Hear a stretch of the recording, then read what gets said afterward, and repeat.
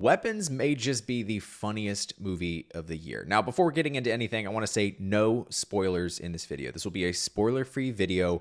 All plot details and spoilers will be kept hidden in a bag, just like Sam. Hide me in this bag! What? Sam, why would we hide you in a bag? Your mom's coming home. I'll say it again, Weapons may just be the funniest movie that I have seen this year. Now, in reality, the funniest movie of this year will likely go to The Naked Gun, which is fantastic. But when I tell you that this movie is hilarious and had the entire theater roaring with laughter over and over again, I am not joking. I haven't had this much fun since I lived off whiskey for a whole month. I seriously thought the guy next to me was gonna fall out of his chair laughing multiple times, and I never once blamed him for it. Walking out of this movie, I felt like I just drank a gallon of PCP. Thank you. What do you got there? This is a gallon of PCP. Wow! A gallon. Yes. Yeah. That's illegal, right? Yeah, it's a felony. It's a felony. Now, when I hear people say humor, I get a lot of ideas in my head. So I want to quickly ease your mind here. There is not a single joke in this film. The style of humor in this is a lot like Naked Gun, while totally different, in the sense that it is really unlike anything we see in modern films. There is never any self-referential quip or any, well, that just happened moments. Not really. All the humor is purely situational and just absolutely hilarious. It's important to note that you aren't laughing at the movie, you're laughing with the movie. The situations are funny and just so absurd, and the way that Kreger milks the humor out of them without ever killing the tension is truly masterful. This movie was a horror-ish film that pulled off the comedic balancing act most movies dream of achieving. Humor without turning something into a joke. Never once did I feel the tension drop or the disturbing nature of the movie lessen by the humor. The humor was so natural and infused perfectly into each situation. Laughing felt like the only thing you could do. And in the same way that Naked Gun was cathartic, laughing in a theater with a bunch of strangers, so too was this. I really cannot praise Kreger enough here for his ability to create this genreless blob of a film and have it work as well as it does is truly remarkable. I really loved Barbarian, and I think I like this even more. There's just a lot to process that I'm still kind of sitting on to really nail down how I feel. I really think his comedic background, much like Jordan Peele, really allows him to have a deeper grasp on humor as opposed to regular non-comedian directors. As a comedian, Kreger was seemingly able to tap into something here that is so rarely done, or at least rarely achieved successfully, and it's almost as good as A Chick with Balls. How is that gay? It's just gay. It is so not gay. It is so gay. Look, it's not gay. I just said it would be cool if I had a girlfriend who had balls. And that's why it's gay. No. She's a chick. With dude genitalia. With dude genitalia. That's gay. You are crazy. Aside from the humor, I can honestly say this was not what I expected at all. The trailers made me think this was going to lean more into the horror direction with the creepy imagery of all the kids running at night. Why were they running? Why was that child screaming mom? Well, that kid is a horrible actor, and the next time we shoot the commercial, we're gonna use somebody else, because the thing is... These kids were obviously horrified. Not that girl. Look, she's totally asking for it. What? And it certainly is creepy and very unsettling, but this to me isn't really a horror film. It really isn't anything singular.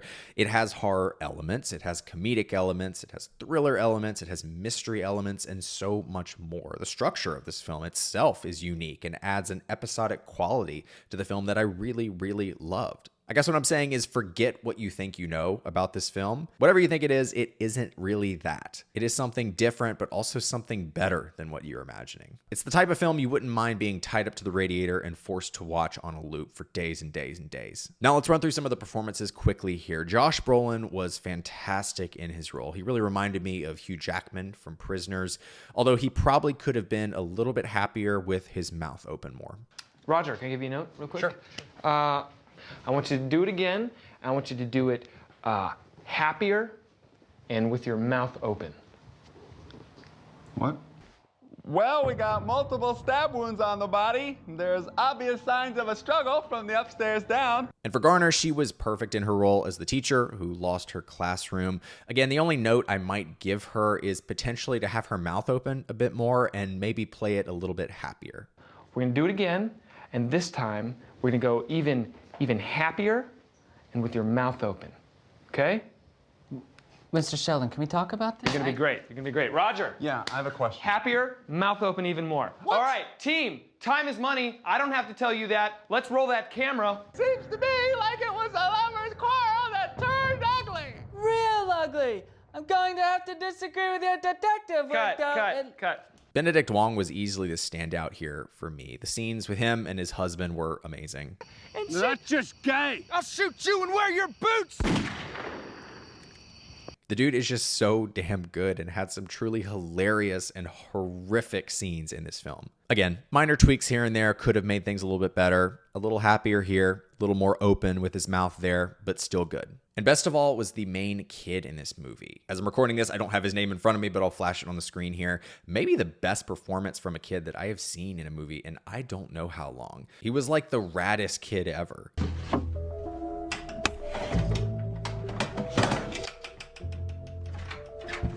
Billy, you better get ready for... Oh my God. You look so awesome right now. You look so cool with that thing. Hold it up again. You look amazing. You look like the raddest kid ever. Wait a minute. Here, try on my sunglasses. Whoa, that looks awesome. You know how cool you look right now? You look like the devil. Here. Smoke one of my cigarettes. Put one of those in your mouth. Just suck on this like a lollipop. That looks amazing. That is so awesome. Honey, come up here. That is amazing. Wait, I gotta get a camera. But in all seriousness, this guy gives a truly heartbreaking performance and pulls off Terrified like I've never seen. It felt eerily realistic. And now I'm sure it's just because he's new to acting, but I would have really loved to see him get a little bit more emotional, a little bit sadder, a little bit more teary-eyed. He was a little bit more stoic than I was anticipating. Oh, I just read my notes wrong. I meant to say he should have been happier and had his mouth open more. Okay, Roger, we're gonna do it again.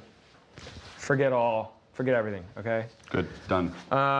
Clean slate. Okay. We're gonna do this completely way happier. Your mouth is gonna be way more open, okay? Just big time. Mitchell, I wanna see you happier with your mouth open. You guys are on the same page. That's why we're a team. I love it. This is gonna be magic.